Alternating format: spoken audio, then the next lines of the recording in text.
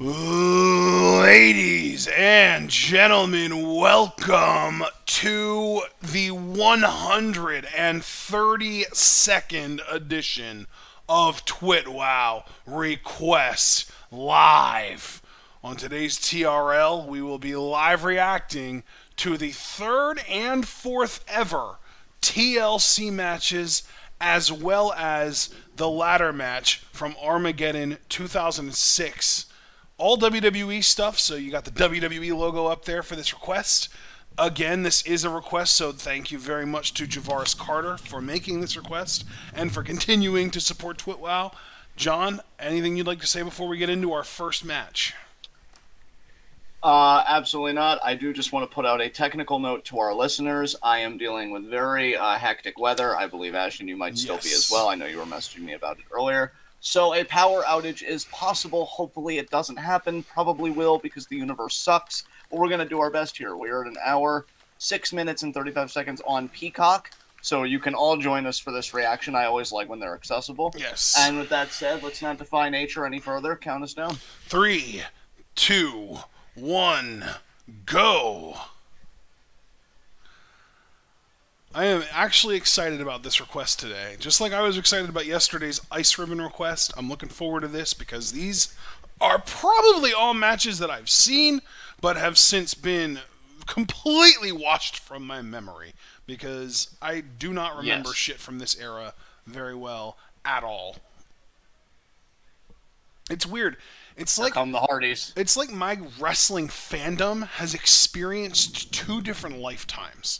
Cause like I was a fan of like WCW for its last like 3 years of existence and WWF from like 99 to like 2008-ish, 2007, 2008, somewhere around there. And then I just stopped watching wrestling altogether.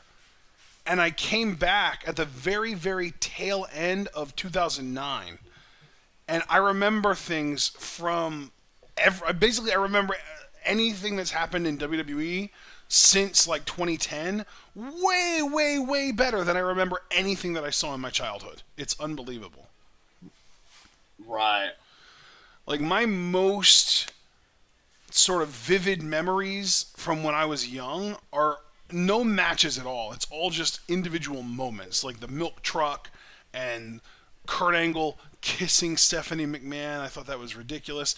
And Triple H marrying Stephanie McMahon. And Triple H breaking into Randy Orton's house. And like, it's all moments. It's never like actual matches. It's all just these crazy, like, dramatic moments. Yeah, exactly. And here come Edge and Christian. Wow. Hardy Boys came out first. Edge and Christian coming out next. The Dudley Boys already came out? When did they come out? I missed them. Yeah. Well, they were coming out after the Hardys' entrance, but you were kind of reminiscing about... Everything feels so much faster in this. I'm just going to tell everybody right now, already I had a power flicker. My backup battery just came on. It may power itself off. That's usually a harbinger of me losing power, so we'll see what happens. Oh, no. Owen is going to be Benoit and Jericho, right? Yep, they are the defending tag team champions. They had beaten the two-man power trip a week prior, that being Triple H and Stone Cold Steve Austin. Wow. So can you, like, if/when your backup generator does power itself down, can you let us know so that we don't have to worry anymore about your power actually going out? Yes. Wonderful. And of course, Jericho gets his own separate entrance. I mean, if you needed any more proof at the time that this tag team was never going to last, there it is. Jericho's got such a fucking ego that he has to have his own entrance separate from Benoit. Yeah.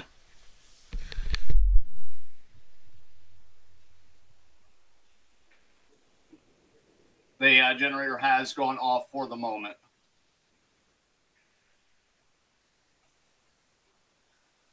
And of course, Vince McMahon aligned with the two-man power trip. Before, they were kind of hoarding all the gold. Triple H had lost his Intercontinental title to Kane. But Austin is still the World Wrestling, well, at the time, Federation champion. Yeah, that's So right. Vince, of course, wanted to align himself with all the power. This was before they became WWE even. This was literally like the tail end of the Yes. WWF. There's the bell. And everybody ganging up on the champions. Yeah, it makes sense.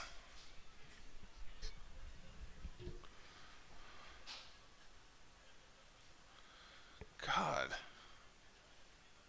Oh, look at Edge and Christian going up. Oh, no. Hardy and Bubba. On the ladder, too. Dude. What's funny is when you think about the... Wait, what were you saying? I was just going to say, it blows my mind how much, A, faster everything feels in WWF back then, and B, how much more logical everything is so far in this match. Yeah. Like, literally, We'll the entrances... I feel like there were 4 teams that entered this match about as fast as one entrance would take in the WWE nowadays. Yeah. Maybe 2 at most. And then the bell rings, everyone gangs up on the champions, and then Edge and Christian, who I'm assuming were a heel team at the time, go full, like, opportunistic and try and climb the ladder while everyone else is distracted. I just love it. It's so smart, and it's like, what happened to this? This is literally... I feel like there's nothing about what's going on in this match that goes against any of Vince McMahon's personal philosophies for how to do sports entertainment, and yet he's gone away from almost all of them. And it blows my mind. I don't understand it. Absolutely, and it's funny because, I had read Edge's biography years ago, and what a ladder shot by Jericho. And he talked about the first TLC match, how they wanted to set it up, because it was Dudley's, Hardy's, Edge, and Christian, that each team had a weapon that they specialized in. Yep. For Dudley's, obviously, tables. For Hardy's, ladders. And Edge and Christian, chairs. Yep. So that's where the concerto came interesting from. To see how much... Exactly. It'd be interesting to see how those specialties come to the fore in TLC 3. Would be perfect if it was TLC 4, but I digress. And Edge there. Christian really putting the boots to Benoit. Oh.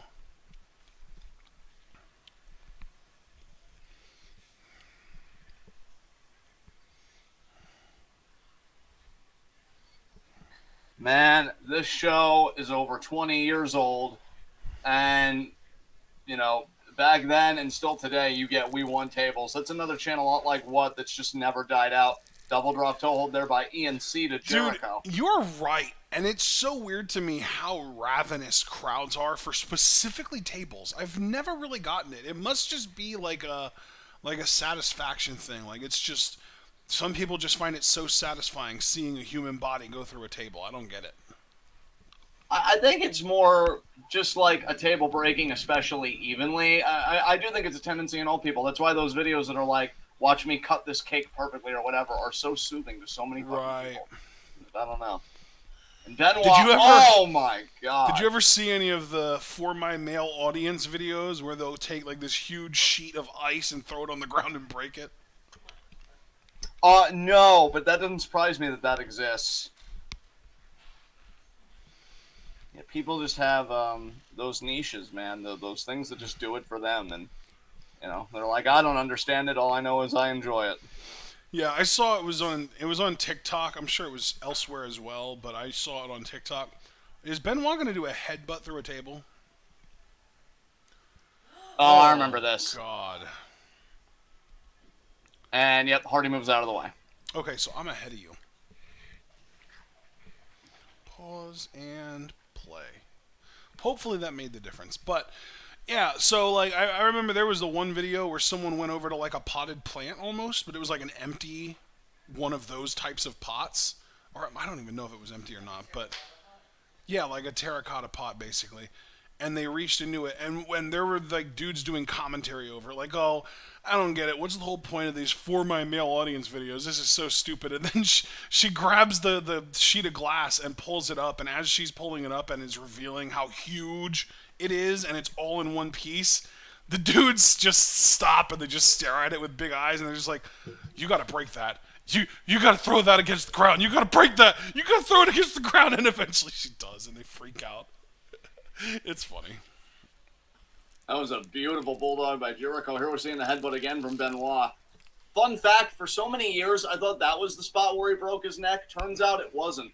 He broke his neck in the triple threat match for the WWF title at King of the Ring this same year, 2001. Benoit versus Austin versus Jericho. Caused a really awkward finish in that triple threat.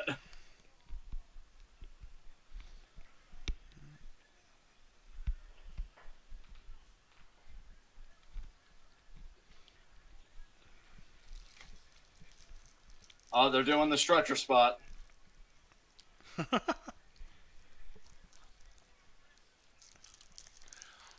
Did they do more stretcher spots back then? Because I feel like you wouldn't see a stretcher be used this liberally these days. They probably did.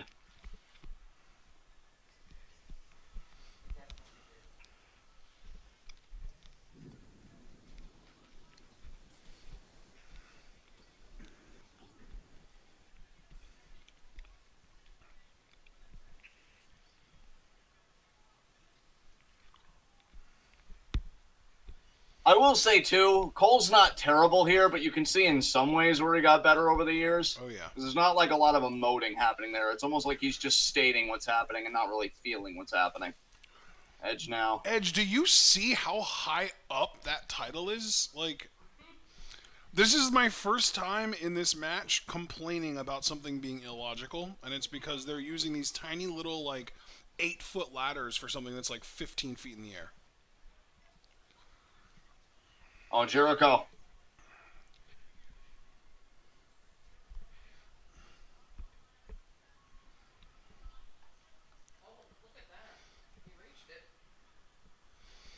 Well, yeah, I thought Jericho was going to try and stand on Edge to grab the titles. You can reach the bottom of the titles with this ladder, but you can't reach the strap to unhook it, which is what you need to be able to do to win. Edge can tap all he wants. It doesn't fucking matter. This match isn't going to end because someone taps out. God, Jericho. Oh! Oh my God! Oh, Jesus. At first I thought he hit the ladder, but no, he just hit the turnbuckle really hard.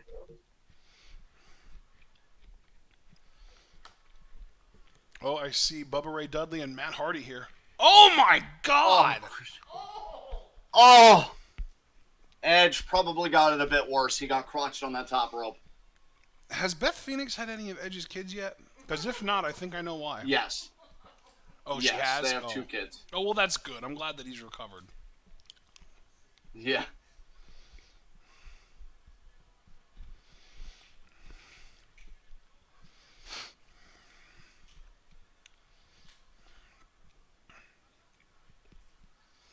Oh my God, Devon with a hip toss off the ladder.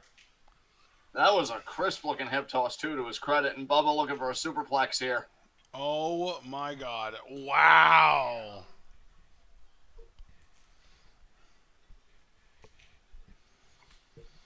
I feel like some of the WWE's current agents need to, like, watch this shit. Or, like, you know, maybe WWE needs to hire more agents who were part of this shit, you know? Yeah, because I know Bubba Ray Dudley, because he's a piece of shit. Yeah, I know Eddie once said in his book that, you know, a ladder match, you really just got to go balls to the wall because it's hard to, like, construct a whole psychology or a logic around it. When I think it really is, like, people just want to see what you do with the ladder.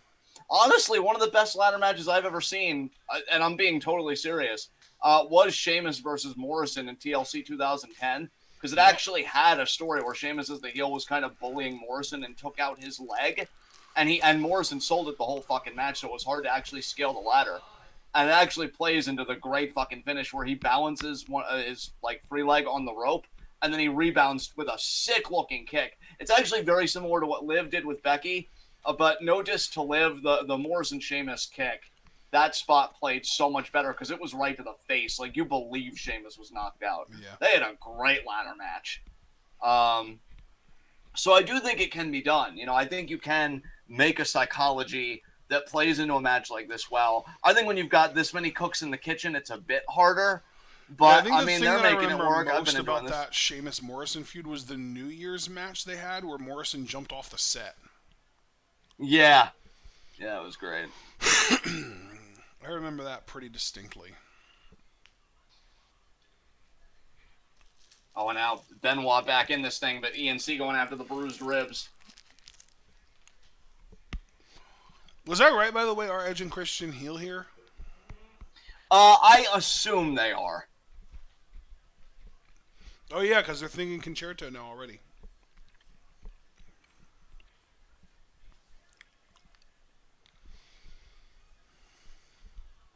Oh, they did a Concerto on the ribs. Wow. See, Smart. again, another intelligent spot, because the commentary's been selling, like, oh, Benoit might have bruised or broken ribs. Yep. That's the thing. It's really not, like, the big things. It's always the little things that'll make or break a match. Yeah, definitely.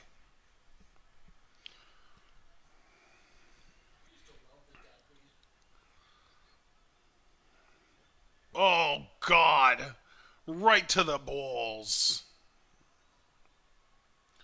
Oh, are we going to get the tables? We are.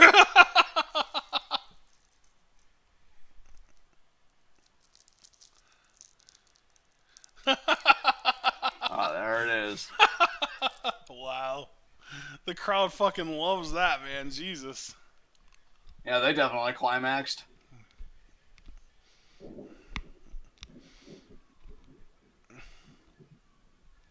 Yeah, I loved how that whole spot was played out, because Chris immediately covers his head. Yep. But they're like, no, actually, we're one step ahead. We're going to go for the ribs. And just that whole spot was orchestrated perfectly. Yeah, that was great. It was brilliant. Wrestling psychology at its finest, in my mind. Jericho it. Oh, shit. Oh. Oh, but here comes Christian. Oh! Oh. Holy shit. Man, Chris's brain just played fucking pinball with his skull. And nobody wins. Holy fuck.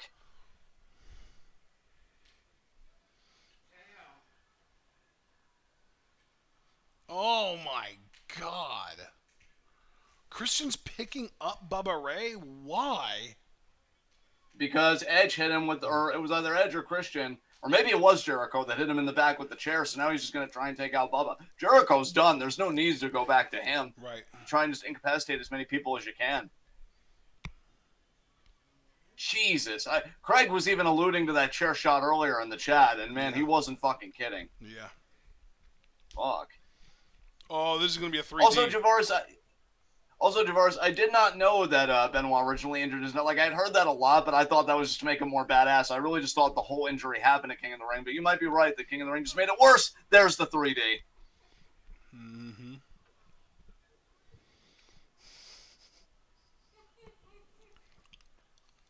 Some of Devon's sells were hilarious. Yeah.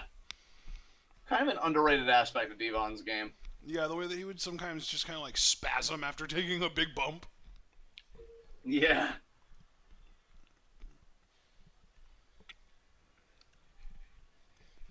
Uh-oh, Hardy Boys grabbing Bubba. So Jericho's out, Christian's out. Benoit is mostly out, but I won't count him completely out. Oh, damn, Matt Hardy using that monitor. I love that the refs are like cleaning up the ring of like the scraps of the table. See, now and while they're that's a doing that, chungus ladder right there. That's the ladder y'all need to be climbing to try and get the titles. Holy shit. But no, of course, Jeff is going to use it to jump off of because he's a dumbass. But also incapacitate Bubba Ray and probably himself, because that's what Jeff Hardy does. Exactly. That's why he does the what's it called, John? I forget. Swanton? No, the what in the wind? What do you call it? Dissertation in the wind, yes. Yeah, that's why it's the dissertation in the wind now and not whisper in the wind anymore. Because he used to do shit like this constantly.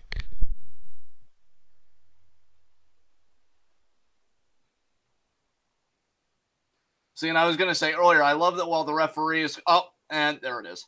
I love when as the referee's cleaning the ring... Damage. What'd you say?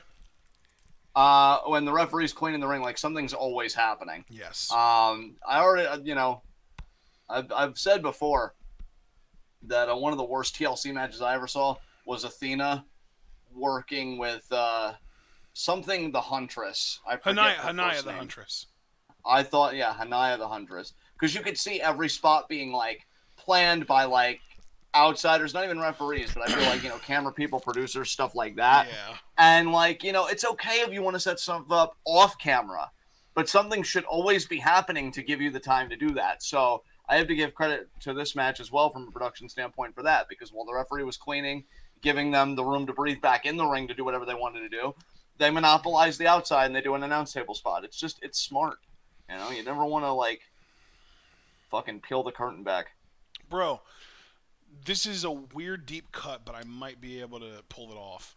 Do you remember during the Chikara versus Ring of Honor invasion/feud how Jay Briscoe at one point talked about how the easiest way to distract him was with a honey with a fat ass?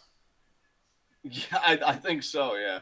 That was Hanaya that he was talking about. She was Saturnine in Chikara. Ah. There was the Devon Spasm spot.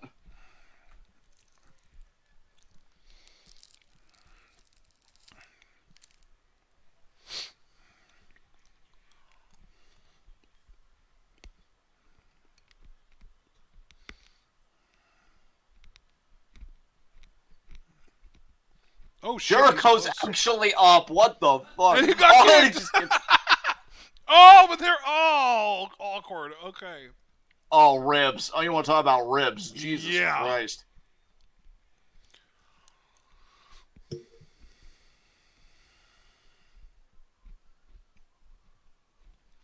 I'm looking forward to Dynamite tomorrow night. It should be okay. I'm not too enthused by the card, honestly, but should be. I'm mostly looking forward to Takeshita versus Moxley, truthfully. Yeah.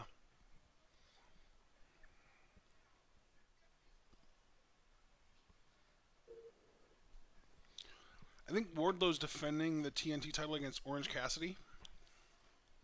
Yeah, it should be okay.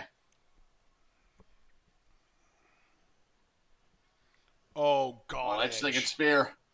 Wow, that looked like shit.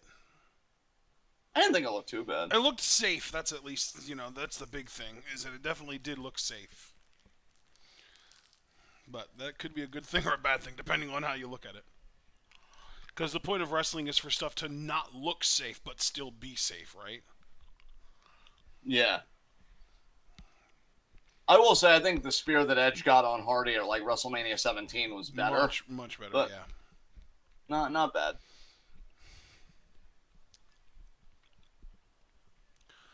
Benoit's back!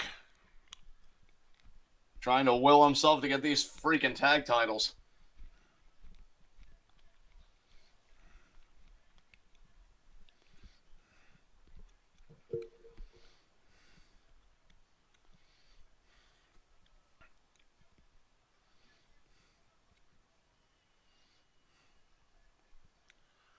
He's not going to be able to reach it with that ladder.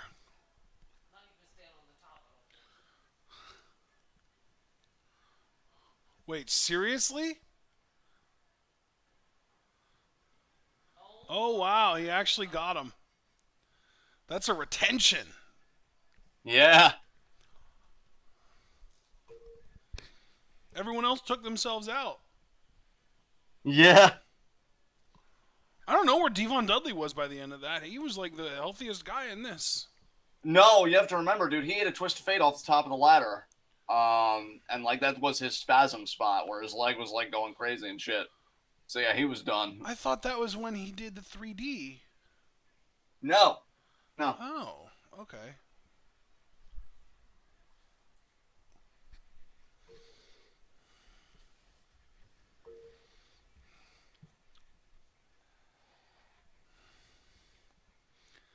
Oh, Nubin in chat said tonight on AEW Dark, Pac defends the AEW All Atlantic title against Shota Umino. He said Shooter.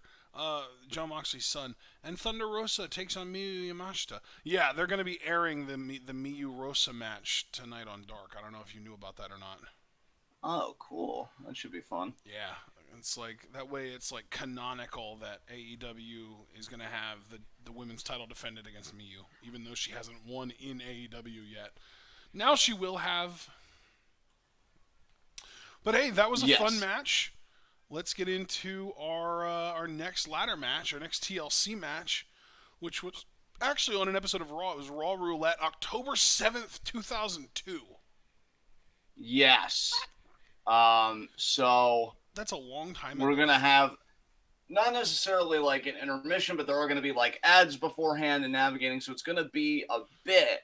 But yeah, TLC 4 was quite interesting, and yeah, we'll have to see how this goes. So I'm at the October 7th Raw. October 7th, Raw. I am there. Oh, God. Oh, it was the Bischoff era. This was like the horniest era in WWE history, I think. Yeah. Now, do we know... Was this the main event of the show, like last one? Yes. Oh, that's a relief. Okay, that makes it really easy to get there then. And it was Kane, the Dudley Boys... Wait, Kane was just by himself? Well, Dudley Boys represented by Bubba Ray and Spike Dudley. Yeah. I think Jeff Hardy and RVD and Chris Yep. Jericho and Christian. Yes, you are correct. So Kane was just by himself? Well, yes, because Triple H and Ric Flair took out the Hurricane because this was when Kane became the #1 contender. He was on a huge roll at this time because he had beaten Jericho for the Intercontinental title and to become the #1 contender for the world title at No Mercy, where they were going to consolidate the titles and pretty much the Intercontinental title was going to be gone and only have the World Heavyweight Championship. So Triple H, trying to get a leg up on Kane, takes the Hurricane out because he thinks there's no way Kane can win a TLC match by himself. And also, I should just say now, before like everything, like memes and all that shit, this is also the same Raw at the conclusion of this match where Triple H initiates the Katie Vick storyline. So, Oh, God! Yep, just wanted to get ahead of that before everybody was like, oh. So let me just find a timestamp here. 108.10 work for you? That's agreeable to me. I'm just going to let it play. I'm almost there. All right, 108.10. 1 hour, 8 minutes, 10 seconds. Just saying it as articulately as possible so that everyone in chat can know that that's what I'm saying. Absolutely. All right, I'm there. So count us down, please. 3, 2, 1, go. And Rob Van Dam making his entrance foist. Yes. One of a kind!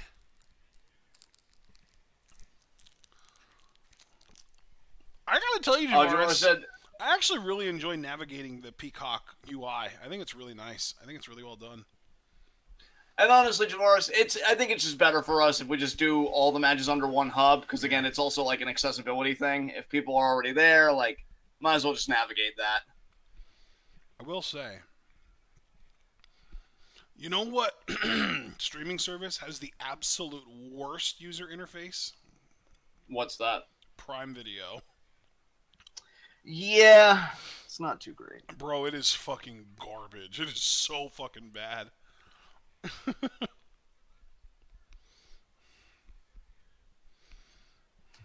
There is Jeff Hardy. Netflix has a good one. I think Disney Plus might have the best one, honestly. Disney Plus is super easy to use, especially if you're keeping up to date with their like current releases, because they always update them on the front page. So like, yeah, Disney Plus is very seamless. Yeah, definitely. Just waiting a couple years though when they overly tinker with it and ruin it like everything else. Of course. Is Disney known to do that though? I feel like that's more of like a Google. I just feel like it's more of a general rule with all like technology and stuff. It's like Maybe. we actually got it right the first time, but then we over-tinker and over-commit and we ruin it. We have seen that happen a lot with like Twitter, especially in recent years. Yeah. Although they Funny thing was some good changes, like going to 280 characters is nice. Yeah, God knows I need it. And adding downvotes is nice. Funny thing about this matchup, kayfabe-wise, Bubba originally wanted to do this match with Tommy Dreamer, but when he was propositioning Tommy to be his partner, Spike was kind of in the same space, and he was looking all glum, and Bubba's like, oh, what's wrong? And Spike's like, oh, well, you always do these matches with Devon that, since you can't do it with him now, because I think Devon was Reverend Devon at this time, because this is the time when a brand split was actually enforced and it mattered. Imagine those fucking days, kids. Bro, I miss that shit.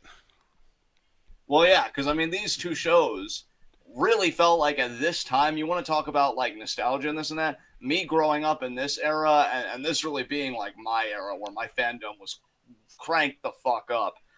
These two shows absolutely had distinct identities. And that's not to say one was better or worse. It's just whatever you were into. And yeah, Raw always had this sleek production. It just felt cool. It felt like you were cool watching this show and being in the know. And yeah, Devon was doing the whole Reverend thing at the time.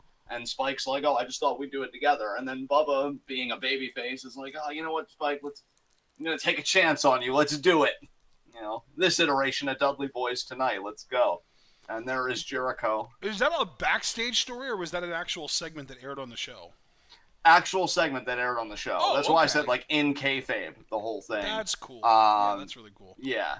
I actually was happy for Spike at the time, because he always was, like, jobber, low mid-carder. Yeah. I think the peak of his success in WWE, at least in my opinion, was when he had that heel turn and he was the boss character, and he had that dominant cruiserweight title run. But I was really happy to see him in there. Like, this is the main event of a Monday Night Raw when Monday Night Raw was actually still a premier television program.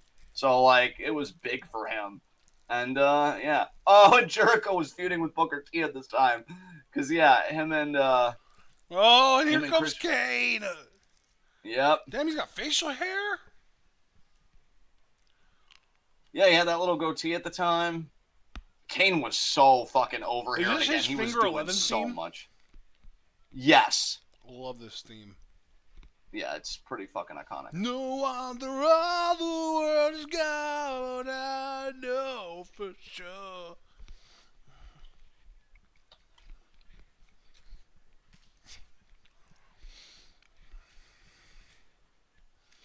Javaris is hype about it too. Love it. Yeah, it's pretty iconic. Like, this was the height of my Kane fandom. Like, 2002, babyface Kane, fucking dope. I hated when they had him take the mask off. Like, I understand why, because, he needed to fucking breathe, and I understand it on the performer end.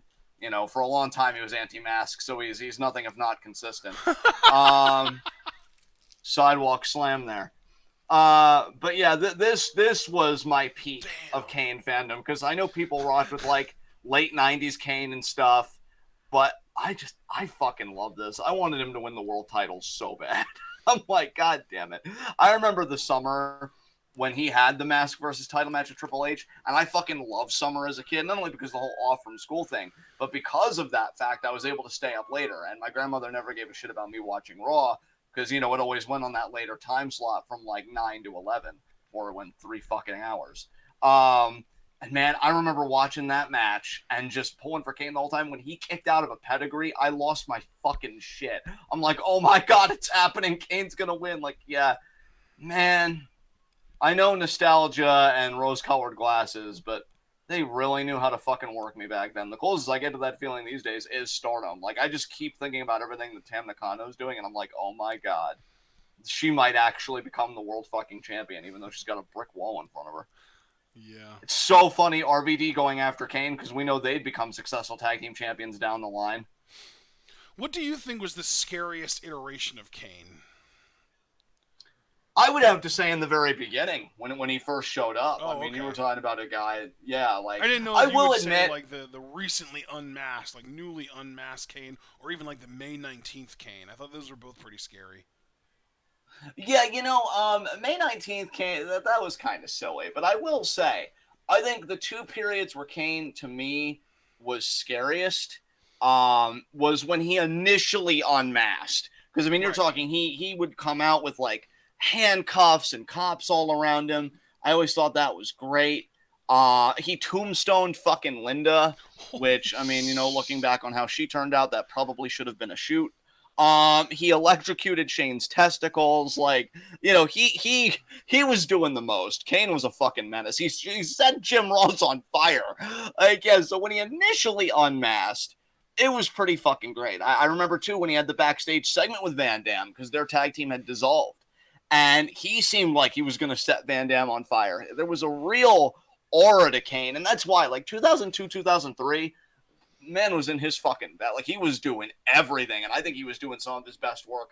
And that's why when people talk about the golden shovel and shit, I get it. Because the idea that you don't put the title on Kane when he's that much of a menace and that much of a fucking heel, I will never understand it, and I don't want to understand it because that would mean that I was wrong. Yeah. So, God. Yeah. How awful is it, though, that as terrifying as Kane always was, he's still a better person than actual real-life Glenn Jacobs?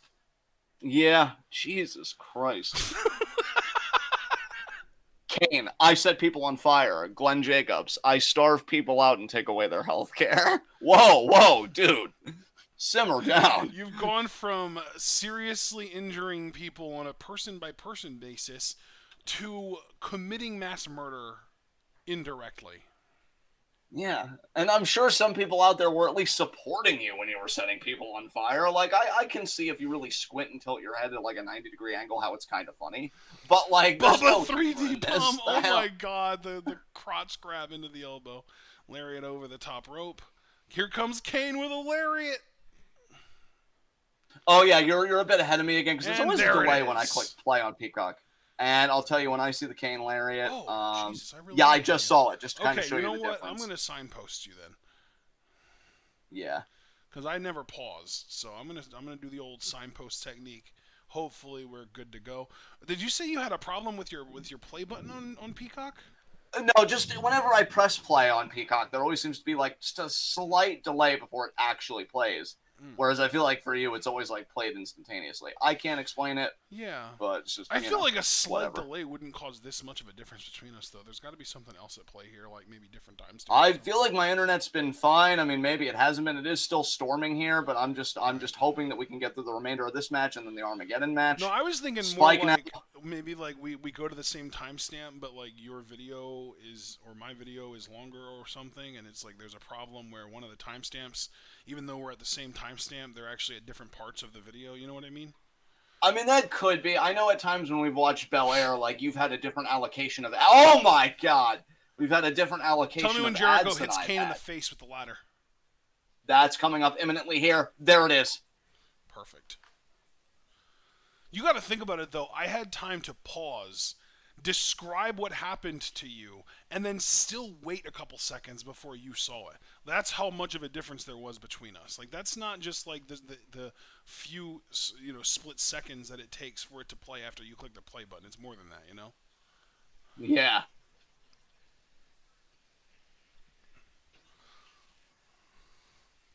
Oh, I love Javaris's reactions to our whole Kane discourse, because I agree with him. If we're looking at this objectively, and, like, looking at characters and not the people behind them, Javaris is right. They did Kane so fucking dirty around this time.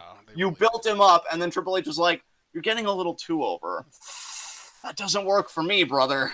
Oh, my God. RVD just did, like, a rolling thunder onto a ladder, using it like a teeter-totter to hit Christian and Jericho on the face. I'm amazed with, like, Jericho starting a beef with Booker T around this time. Because I ain't a sucker! And then Christian would come in, and I ain't no sucker neither! And, like, God, they were an underrated tag team. But I'm amazed that, like, Jericho fucking started beef with Booker T when it's Kane that's taking everything from you. Like, Kane took the Intercontinental title from Jericho, and this match is old enough. We already know how it ends. He took the tag titles from you, too. Like, Kane was ruining Jericho's life. It was low-key hilarious now that I think about it. Kane's like, that's what you get for spilling that coffee on me. Don't think I forgot. Just remember, Jeff, this is how your whisper becomes a dissertation. Yeah, he knows. Just all this right He doesn't stop, but he knows. Yeah.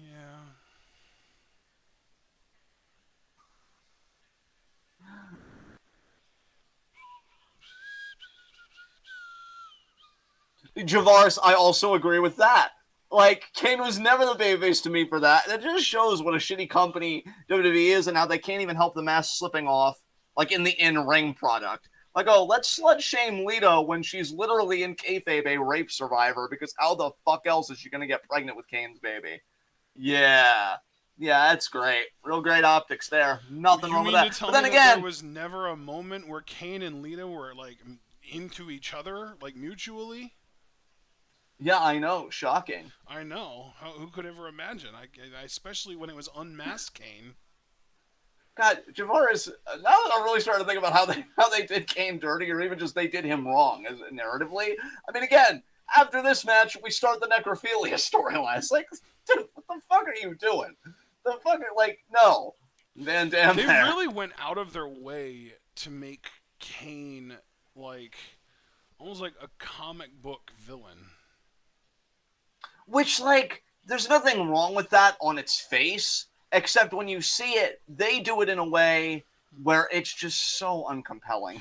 You know what? And so confusing. Comic book characters in wrestling can be a good thing, but this was an era where everything was supposed to be more grounded and real, and I think that's what the problem was, is that they took an era that was supposed to be grounded and real, and they took a terrifying character along the lines of like a Michael Myers, and they turned him into like this caricature of himself with the Triple H, Katie Vick shit, and then like the Lita stuff. Like it's like they made him goofy almost. I mean, not like obviously rape isn't goofy. I'm not trying to say that, but like like they made him go from like this like tortured soul with real motivation and real character to like, oh, he's just evil for evil's sake now.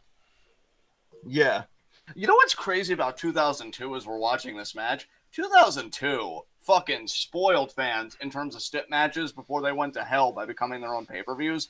Because in 1 year, we got a fucking TLC match here, Hell in a Cell at No Mercy between Taker and Lesnar, and then a month after that, the very first Elimination Chamber. Wow. 2002 was wild. Yeah, like, holy hell. The Chamber was at, Judgment Day?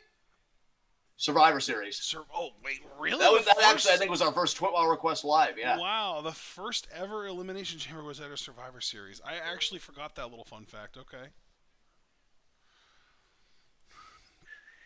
Oh, yeah, and like a week after, or like 2 weeks after No Mercy, Kane and Triple H had a fucking casket match. Like, 2002 was the year of fucking stip matches. Didn't, anybody that has a better memory than me, because I know it's not always the best, didn't Edge and Kurt have their hair versus hair match in 2002? And then that epic fucking cage match where Kurt was still wearing that ridiculous wig the same fucking year? Yeah. 2002 was on one, man. It was fucking ridiculous. Craig said, and don't forget the 3 stages of hell at Armageddon in 2002. That's right. And we covered that too. Yeah, like, definitely the year of stip matches. Christian's yam bags just got squashed. And yet he still turned out so handsome and so right. So it all worked out in the end. You think Christian's handsome now? I mean, I'd still kind of put a blue dot over it, but the opinions, it's worth uncensoring it. Good Lord. What are we doing here? Reacting. Kane now, and the ladder in the center of the ring. Kane probably should have had, like, 2 big runs with the world title that he never got. One around this era where, he could have his babyface run. And then one pretty much immediately after unmasking where he's just like this completely unstoppable heel. And the unstoppable heel run should have been the long run, because I'll tell you, the thing about Kane's 2010 run, it actually wasn't bad depending on what vantage point you want to look at it from. Like, the matches were okay. I don't think the matches were terrible or anything. Where that reign really shined was the promos. I thought Kane was cutting great promos at that time, which tells me that if you would have done the fucking reign when he could really work and before he had, like, the bicep tear and everything and lost muscle and could still cut those promos because we saw how menacing he could be at times, you would have had an amazing Monster World Champion. How you were just like, nah, we pass. No. And RVD here. Oh, this is going to be... This was the year... No, it wasn't, was it? This was... Was it? No. What was the year... Well, if you ask, we can tell you. What was the year that Triple H beat Booker T at Mania during that whole thing? That was 2003. That was early 2003. Okay. Because And 2002 was versus... WrestleMania 18, where he won the undisputed title, beating Jericho. Okay, so if you put the title on Kane here, that match either doesn't happen at all, or just doesn't have a title involved. Yes.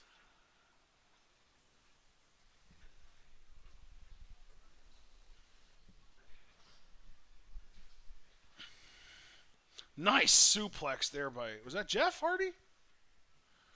Might have been. Funny thing about Kane winning that title at Armageddon, Javaris, is that would have been right at the very end of 2003 because Royal Rumble was a month after. So really, Kane winning there would have radically, to me, altered the course of history because Benoit won the Rumble in 2004. Right. And then obviously we get the triple threat him, Triple H, Michaels. But if you have Triple H lose the title to Kane and you're committed to a Kane title reign, then you would have to do, by some logic, Kane versus The Undertaker, because we haven't changed the fact that he took The Undertaker out at Survivor Series. What do you mean we haven't changed that fact? Well, because that wasn't meant, because at Survivor Series 2003, Taker and McMahon had that Buried Alive match, and Kane helps McMahon win. But then, obviously, that triple threat with Goldberg, that was Armageddon 2003, I believe a month later, if I'm not mistaken. And Javaris is saying he should have won that. But then how do you account for the Undertaker storyline? Because, they did a whole interpromotional thing, which was easy to do because Kane had nothing going on. But if he's your world champion, it becomes a bit more complicated. So did Taker versus Kane happen then at WrestleMania 20? It did. So that would have just been for the title then, right?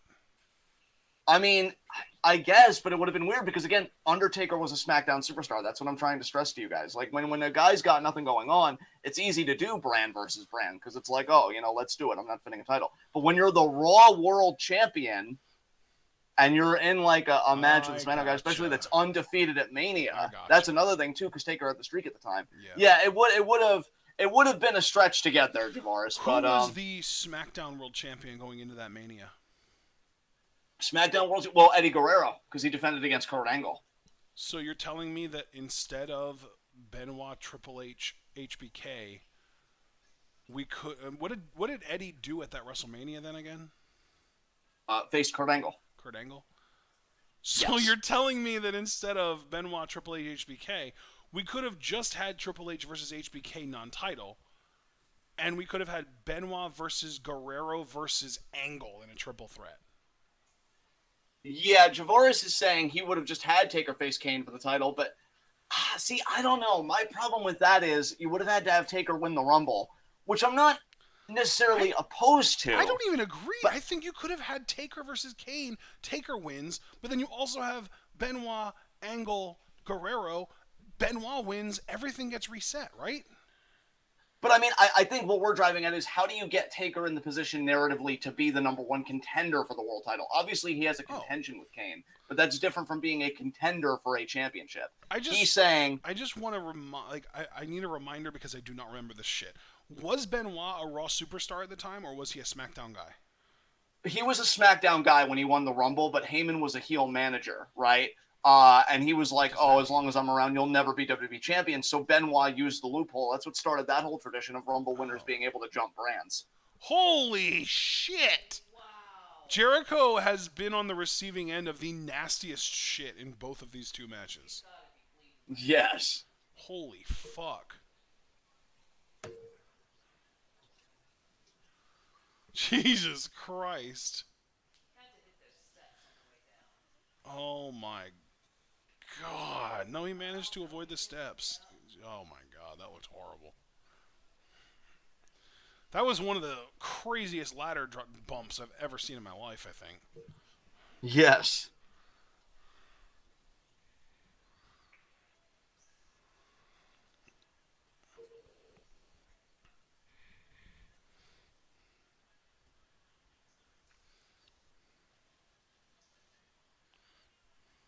Spike. Almost there, almost at the top. He's got to get all the way up, though, especially with his size.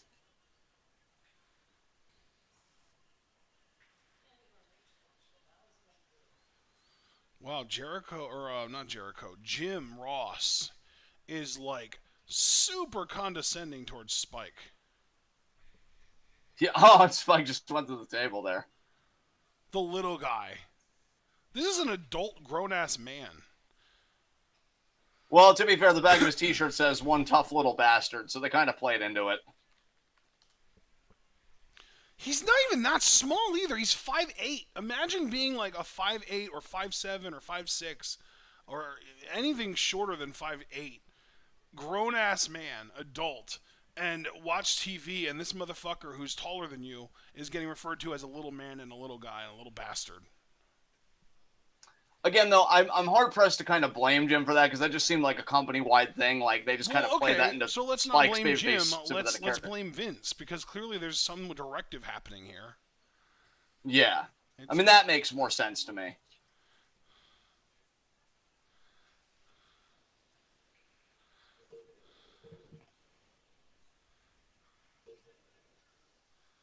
That's a really good one, Javaris. Javaris, with the idea that you could have it be made clear that Taker demanded to be put on Raw to get revenge against Kane. I think that can work. I feel like in pro wrestling, you don't need, like, the most substantive, airtight reason. You just need a reason. Yeah. And it needs to be somewhat sensible. So that could work. Yeah. Bubba bomb off the ladders. Christian's hoiting bad. Oh, Van Dam's going to frog splash Christian. Christian just got Bubba bombed. He really doesn't need to eat anything else. But he's Van going Dam to. disagrees.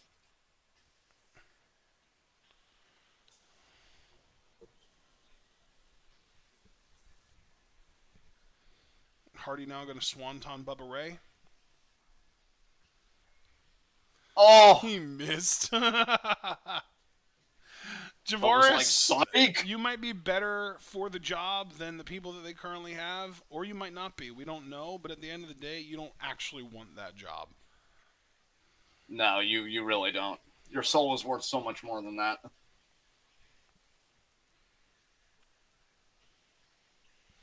Yeah, Javaris, that's what literally everyone thinks when they apply for that job, and then they get hired, and they realize, oh, fuck. None of my ideas are ever going to get used because it's Vince. It's Vince's show. Javaris is probably thinking, oh, don't worry. I have plans for him. Oh! Right to the ass! Right to the cheeks. Oh. Right to midsection shot there. Right to the gluteus. There you go. Walls of Jericho. Oh my god.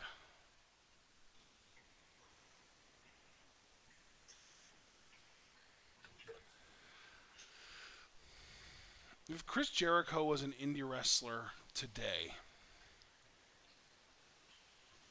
would he have a crab gimmick?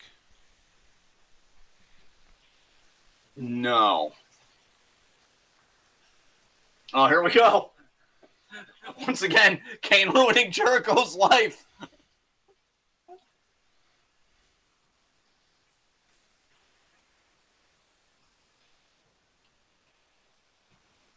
See, now look at what a monster they made Kane. Jericho rammed that face in the ladder multiple times, and Kane's still able to do this.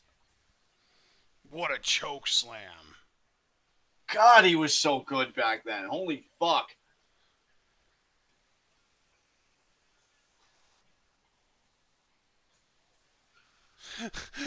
And he sits up.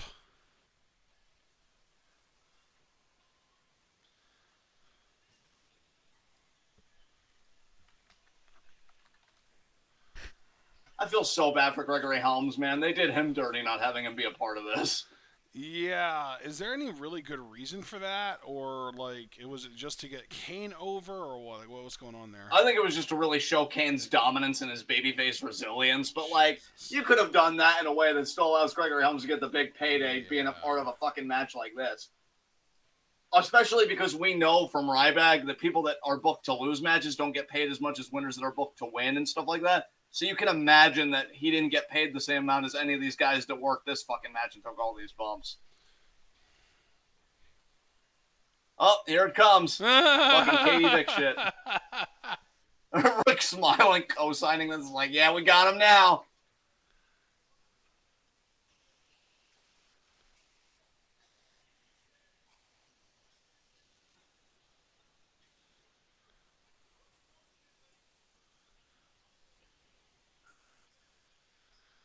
What?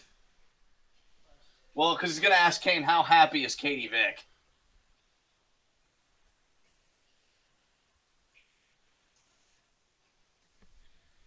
Here we go.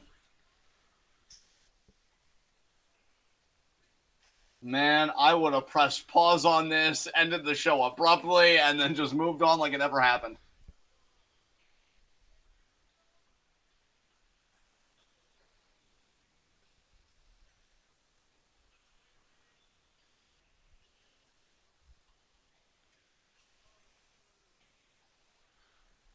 Oh boy, I am really glad to be out of these times for this reason.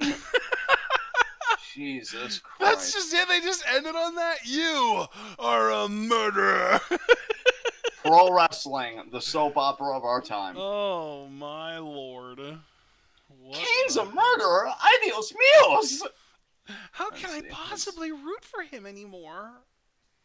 No, you know My what it would have reality been? is torn apart. You know what it would have been, though? I guarantee you, everybody that was watching that, there were only kids, really young kids that didn't know any better, would have had the reaction of like, oh God, Kane, he's actually a bad guy. I feel so betrayed. The adults in the building are like, oh, Triple H's lying ass. You know what I mean? Yeah. Yeah. Abso-fucking-lutely.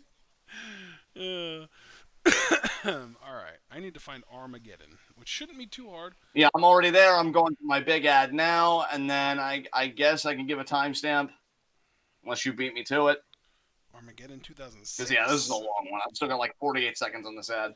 Damn. So I want to take this time to say, Javaris, thank you again for your request. I think we're actually going to make it. Knock on wood. And yeah, I've enjoyed both of these matches. I hope you've enjoyed our reactions. If everybody else has enjoyed our reactions, please leave a like if you haven't yet. We'd greatly appreciate it. Is this the first match? No. The second match. First one was an Inferno match, oddly enough, between Kane and MVP. Another Kane match. Yeah, he burned him. I got a 60-second ad. Oh my god. Oh my god, indeed. Craig's saying 24:37 for the next timestamp, so yeah, we can do that. We don't do random numbers like 7. We do divisibles of 5. Multiples of 5. So it's either 35 or 40. Let's do this. You know what? I'm just going to do 25:35 because I overshot it, and navigating it's just going to be a bit of a pain in the ass. Oh, you said so Regal and 35. Yeah, 25:35, yes. Because Craig said 24:37. Yeah, entrances are happening, so I don't think we'll see all the entrances, but Regal and Dave Taylor are like midway out now. Dave Taylor? I haven't heard that name in a decade. Yes. At least. Probably more than that. Maybe decades. Well, no, it couldn't be that because I probably watched this show. I see William. Okay, 25:35. I am ready, and you said you are as well. So 3, 2, 1, go. And Javaris actually did say that this has made his day a lot better. Oh, that's wonderful.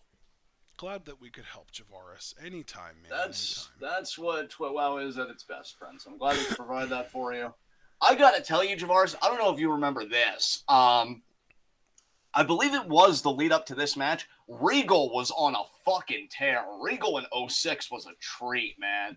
Regal, because he had a promo, I remember, where he's like, I'm tired of being the laughing stock. You know, I'm a genuine competitor. I'm a genuine wrestler. And he had 2 back-to-back singles matches. I think this is when he first brought Dave Taylor into the company. And he's like, you know, we're not going to be laughed at. I'm not going to be a laughing stock. And he faced in back-to-back singles matches over the span of 2 weeks, London and Kendrick. And that's where I saw the Regalplex for the first time, I believe was the match against Kendrick. And, like, I was losing my fucking mind. He beat them both, by the way. He won both those singles matches, and he was vicious. Like, I got to see the technical wrestler that everybody would rave about with Regal's, like, WCW work and stuff. Regal is really underrated, I think. When we talk about great technical wrestlers, and I'm guilty of this too, and shame on me, Regal doesn't get talked about nearly enough. Dude's a fucking genius in there. Between his psychology, how he presents himself, how he puts his opposition over, just everything. He fucking ragdolled those motherfuckers. There are still times to this day that I'll go back and I'll just watch those matches just because just seeing him work. And to London and Kendrick's credit, too, the way they bump and sell the offense, some of the best TV matches you'll see if you're into that kind of technical dominance. So good. And then at No Mercy 2006, when King Booker was world champion, that was when Chris Benoit came back from his sabbatical, and his first match back was against Regal, and those two have never had a bad match. I love Regal and Benoit's matches together. So Regal is really very technically sound and just a fucking savant in there. He's amazing. Absolutely incredible. Yeah, Javaris, I remember that promo too. Regal, man, that's another one. You talk about wasted opportunities. I know Regal had a lot of personal demons and problems, but I feel like he had... Eminem. Oh, dude, is this the ladder match where Joey Mercury gets his face fucked up? Yes. Oh, yes, it is. Oh, wow. But yeah, Joe, I feel like Regal was okay and had his shit together for long enough stints in the company that there was no reason why you couldn't put the world title on him. I really, really wish he didn't fumble the ball when he became King of the Ring, because a heel Regal as Raw General Manager and World Champion would have been so good. You could have done so much with that title reign.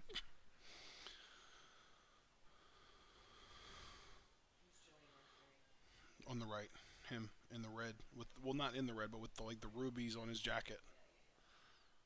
Johnny Nitro's partner. Johnny, yep, Joey Mercury. Nitro Morrison Mundo. Yes.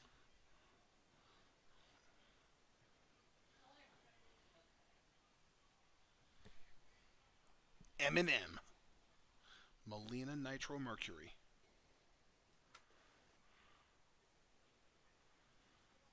And it's the Hardys, right? Yeah.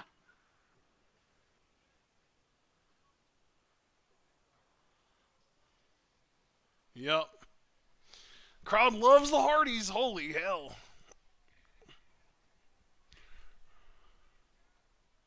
Yeah, Javaris, it's really one of the biggest, like, what ifs to me of wrestling that obviously gets passed over because there are bigger what ifs to contemplate. But I do still think, what could a King Regal world title run have been?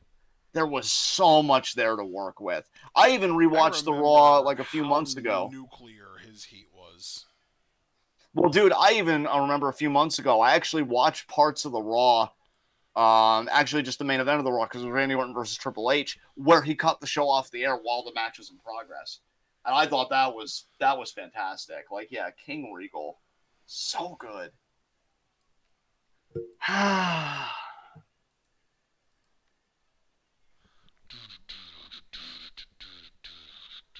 Okay, I think that's all four of these teams.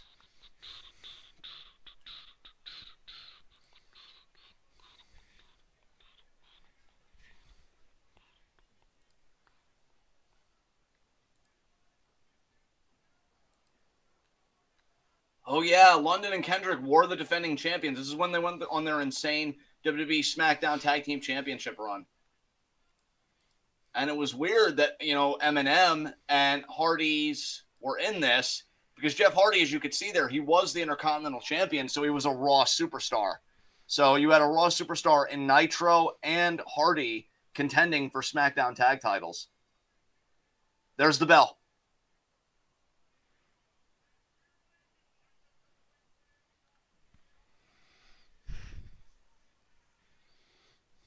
And Hardy pairing up with Nitro. I know they were feuding over the Intercontinental title, I believe, around this time.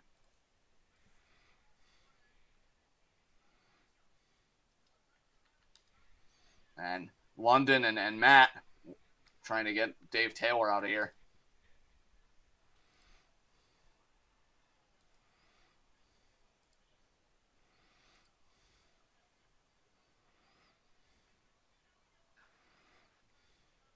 I don't ever remember if around this time they did like a Dream London and Kendrick versus Hardy's matchup. Because I'm not saying London and Kendrick like were the Young Bucks of their time. Because I don't even know if the Young Bucks were like working all the way back in 06. Or they were just getting Honestly, their start. They might have been just starting, yeah. Yeah, but like I could see in the WWE world of things like this being a dream match, like London and Kendrick versus the Hardys, and I just wonder if that ever happened or not. I double team about the Hardys there. So, okay, they became the Young Bucks in 2006. Oh, wow.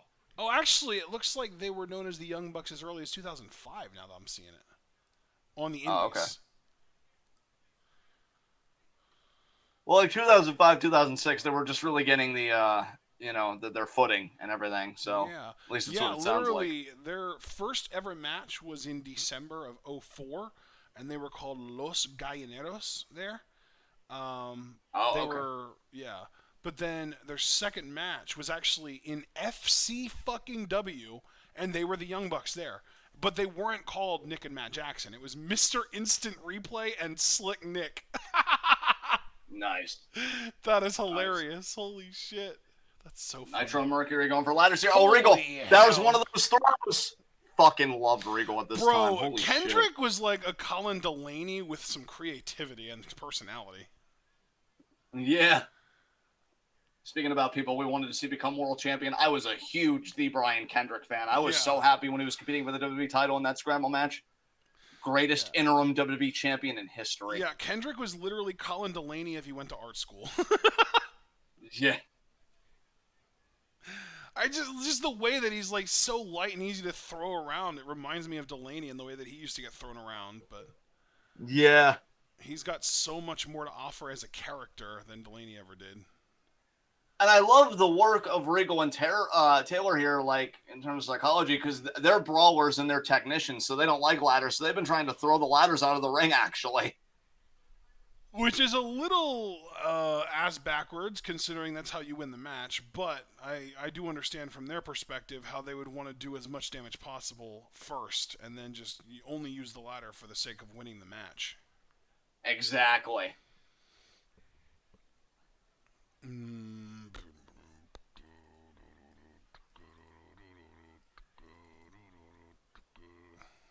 Yeah, Javar saying London and Kendrick and the Hardys never faced off. Another missed opportunity, especially when you have inner promotional stuff like Survivor Series and everything. I can't believe that tag match never happened.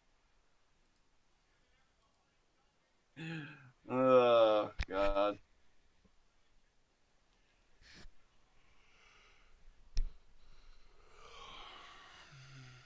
Oh, Regal missing there. Double super kick. Talk about Young Bucks.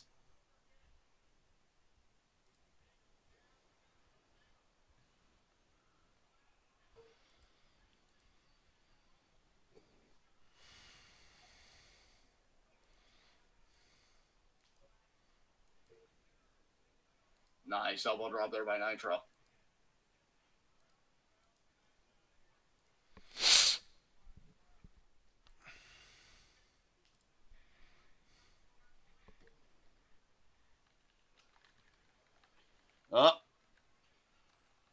Oh, Kendrick. Getting destroyed there.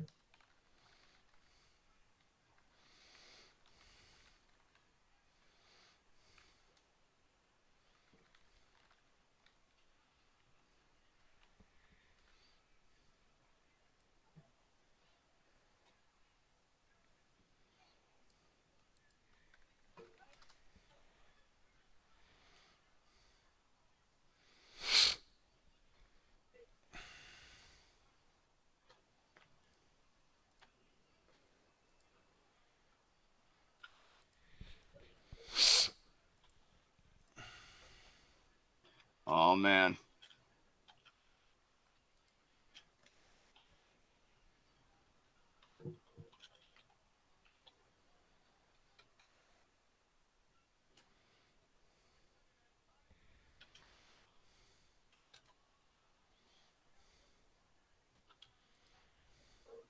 I will give WWE credit the way they booked London and Kendrick at this time, because I feel like they already had several months as WWE Tag Team Champions, and the crowd was really getting behind them. Like, I feel like they were a genuinely hot babyface act. So that was pretty cool. They were probably really hyped to see London and Kendrick in a match like this. Oh, Mercury.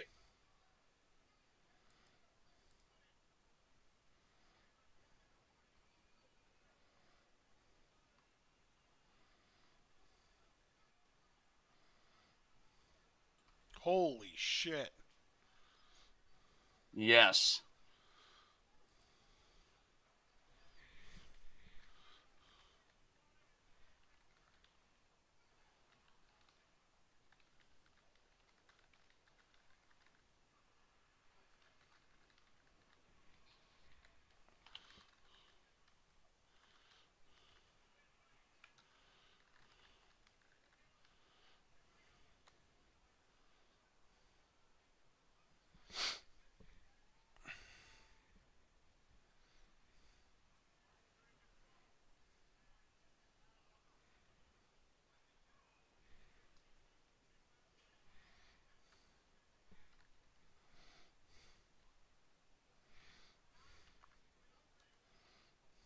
Oh, London now. Oh!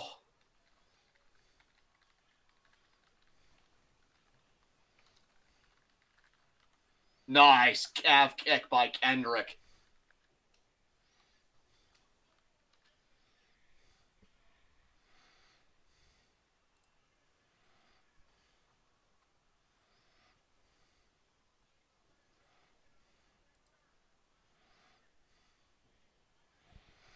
Nice double suplex there.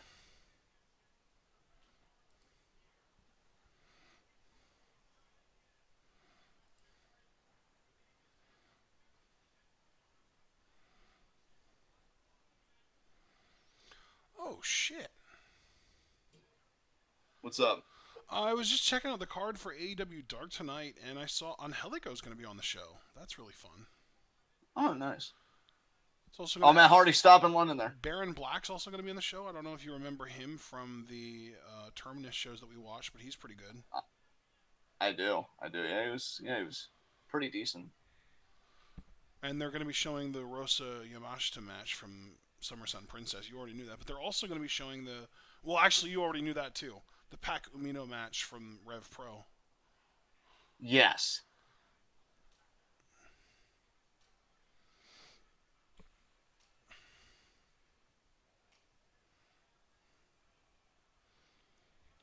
Looks like a nice card. I may have to have that up on in the background today while I'm doing the campaign with Craig and Curtis and Galatea and DBK. Yeah.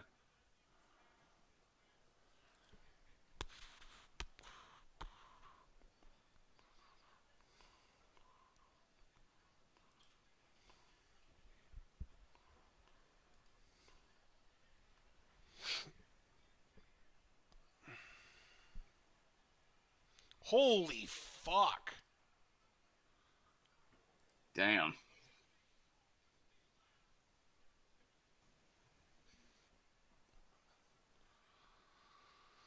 Oh, right in the ring post.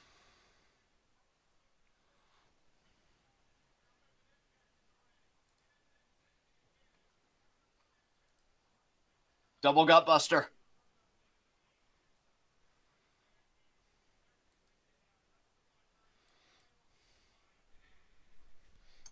Tavares, I should ask, because I was just mentioning how over London and Kendrick seem to be and how well booked they seem to be at this time as, you know, very dominant and competitive WWE Tag Team Champions. Were you a fan of London and Kendrick at this time? Do you remember who you were rooting for when this match first aired? I'm curious. I think I was rooting for either London and Kendrick or, honestly, Regal and Taylor. I think even, because, 2006, obviously I was, like, the mega Benoit fan, which also means that, like, my whole thing was technical wrestling, and I loved what Regal was doing at this time. Oh, no, this is where it happens. Fuck.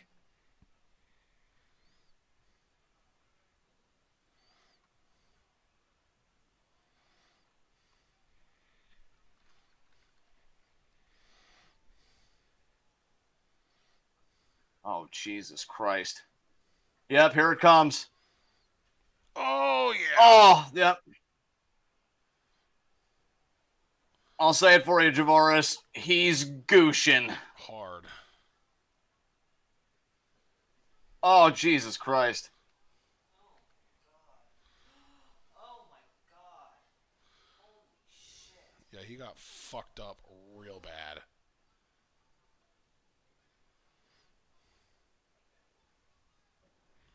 Oh, that's bad.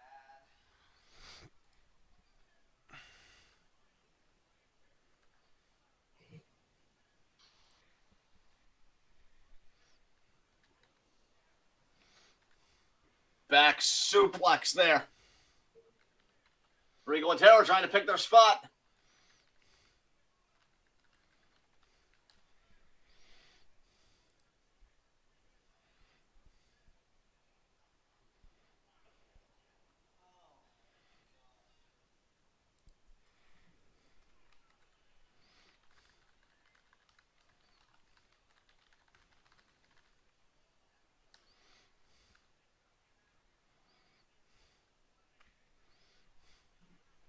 That poor guy.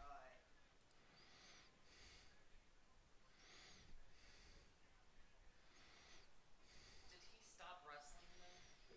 When was the next time he wrestled after this, John?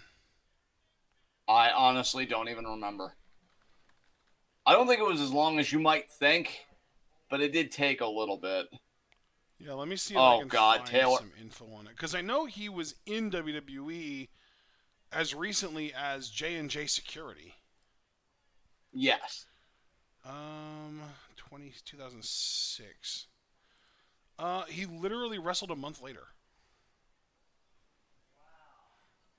Yeah, he literally wrestled Matt Hardy on an episode of SmackDown a month later. And he was back to like full-time WWE schedule. Yeah. Pretty much the entire... Oh my god, the Have Nelson suplex on the ladder. Regal, you beast.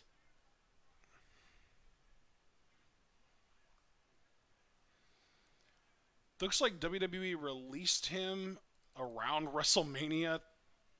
I guess it would have been, what, 23? Like around that time? Yeah. Because he went from a full-time WWE schedule for the first 3 months of the year to almost a month of nothing, and then his next show was MCW, which is obviously like an indie show, and then he started just wrestling indies like crazy. Oh yeah, that was another thing with Regal and Taylor. Regal afraid of heights, and I think Taylor had a bit of a fear of his own, which is another reason why they were getting rid of the ladders. It was more a character beat than anything else. Yeah. I even remember, I think in the aftermatch of this, Regal and Taylor were like, give us an actual wrestling match for those tag titles and we'll beat you. And obviously they didn't, but Regal grabbing Jeff Hardy there.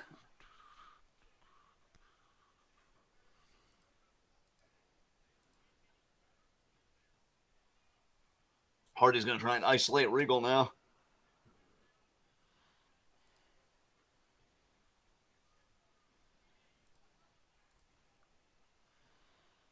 Twist of Fate. Got him. Taylor, though, up. Twist of Fate there to Taylor.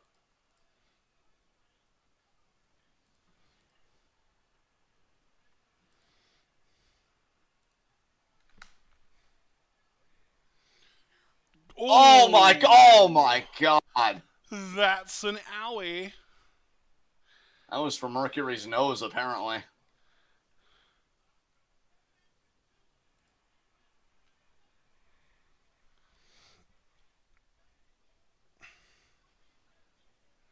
Nitro looking to pull a Kane here and win the match by himself. Oh my god. Go, Johnny. Hell yeah. Oh, it's our Jesus. former Lucha Underground champion right Ladder here. to Dave Taylor. What, Mom? Wasn't that JBL? That was Dave Taylor. Oh. Well, he's an ass, whoever he is. What's he doing here? Oh, beautiful. Oh, that fucked Regal up real bad. Yeah.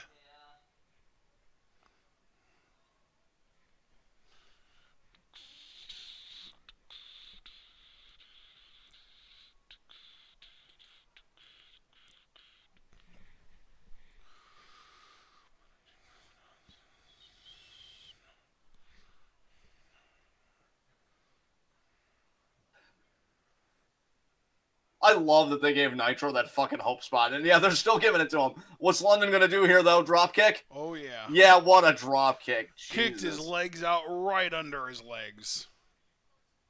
I don't remember this ladder match being this good, but I've been enjoying it. Aside from Mercury getting this fucking nose bust, it could have done without that. But Yeah, he was really gooshin', man. Holy shit. Oh, yeah, that's right. We're getting Claudio Hager tomorrow night. What a hip toss.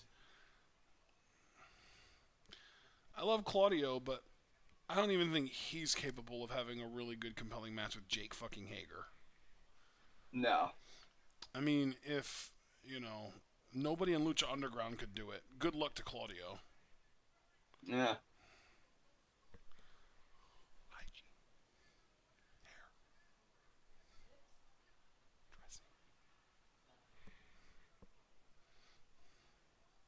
Man, if Matt could have just kept his balance, Hardy's would have won that ladder match right there. Yeah, that would have been crazy, though.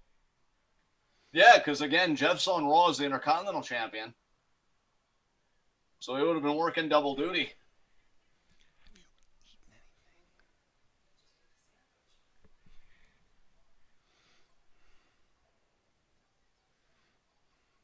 Nitro still.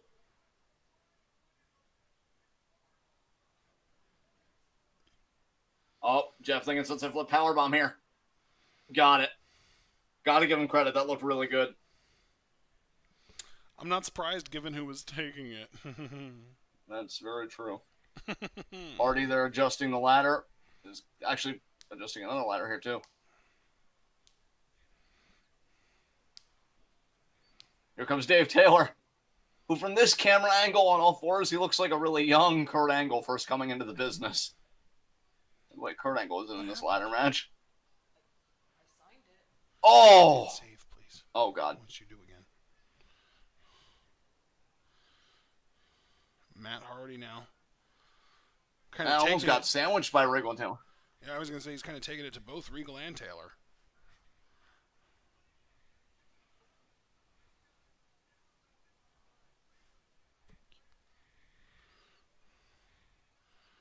Oh, damn, that was like a boot of doom. Yeah, knee trembler there by Regal. Yeah, it was like a boot of doom, but with the knee instead of the boot. Exactly. Knee of Doom doesn't have quite the same ring to it. Javar said it still hurts that Hager was the final LU champion. If LU ever gets revived by some miracle, I would love it if the new company running Lucha Underground paid AEW to mention Lucha Underground a few times, maybe advertise it, and have Hager lose it to someone that they actually want to use on like an episode of Dark or something. Or they could just do a hard reboot, do a complete alternate universe, and just start fresh. I wouldn't mind that either, honestly. I would like that There's less, but if it meant not having to see Hager, it would be, worth the exchange, I think. Worth the trade. Yeah. Regal's so close. Oh, but here comes Spanky. Kendrick. Oh, my God. That was really close to being truly horrible.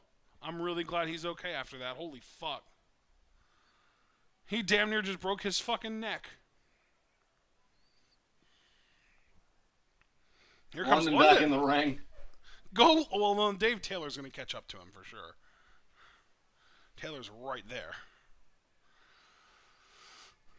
You could tell that Kendrick was going for sliced bread number 2 there, but he didn't get the full rotation. I think Regal started selling it too early. He didn't let Kendrick get up as high as he could have, and it damn near murdered Kendrick. So that's, potentially way worse than it actually turned out. I'm glad that it didn't turn out as badly as it could have. Absolutely. Kendrick throws really stiff shots. I'm impressed. Well, shit! Is he just going to win it right here? Yeah, that's just it. London and Kendrick just win. Yep. That's awesome. Good for them. Good for them. And hey, you know Dominant what? tag team. The additions to the match didn't end up costing them the match because they were going to be a part of it from the beginning because they were the champs, right? Yeah, So exactly. they retained. They didn't even. It was a successful retention despite heightened odds. Very impressive. That was fantastic. Kendrick still being alive is kind of a miracle, honestly. Yes. Javaris, thank you so much for this request, man. These matches were awesome. Yeah, it was a lot of fun, man. We appreciate it a lot. All right, with that said, I think we can get out of here. Everybody, if you haven't yet, please leave a like, subscribe, click the bell icon so you don't miss any of that TWitWoW goodness. And, we'll see them again when? I know we'll see them Friday. But, just tomorrow night. Yeah. Tomorrow night for Dynamite. Yeah, Dynamite live reactions, 8 to 10. Yep. And then Friday for Rampage. Rampage. And that's it for the week. And then, yeah, it's freaking. It's gonna be. Well, actually, remember, isn't Saturday the first day of the G1, 16th? So I feel like we're gonna have the G1 preview this week, right? I think we have to do preview predictions for the G1 at some point. Let me check the schedule. Did I never even posted the schedule. God damn it. God, look at him. Oh my God, his eyes swelled up so bad right away like that. Okay, we're doing our G1 Climax preview predictions Friday afternoon at 5 p.m. All right, yeah. So Friday at 5, and then first day of the G1 will be Saturday at 8. Yep. So yeah, guys, we got a stacked week for you, but most immediately, just taking it one day at a time. We'll see you tomorrow at 8 for Dynamite. And I'm going to hand it over to Ashton to take us home. Alrighty, everyone. We hope that you enjoyed. John already told you what to do. You can also follow us on Twitter and Twitch. If you'd like to support us, you can also subscribe on Twitch, buy our merch on Spring, donate to our Patreon, and share this channel and this video with all your wrestling fan friends. Let them in on the best kept secret in the YouTube and Twitch wrestling communities. We are TWitWoW, and we are the workhorses of the YNCW season. We will be seeing you all again tomorrow night, like we just said, for our live reactions to Dynamite. Nothing Thursday, doubleheader Friday with the preview predictions for the G1, and then, of course, Rampage live reactions. And the G1 will be what we react to on Saturday and Sunday. We've got that Saturday at 8, and then, what is it, Sunday? Like 5 probably? Or 4 maybe even? It's 5. Sunday at 5. Then Monday we've got a Stardom reaction, so that should be a lot of fun. We hope you're all looking forward to it, and most importantly, we hope that you're all able to remember to stay tuned.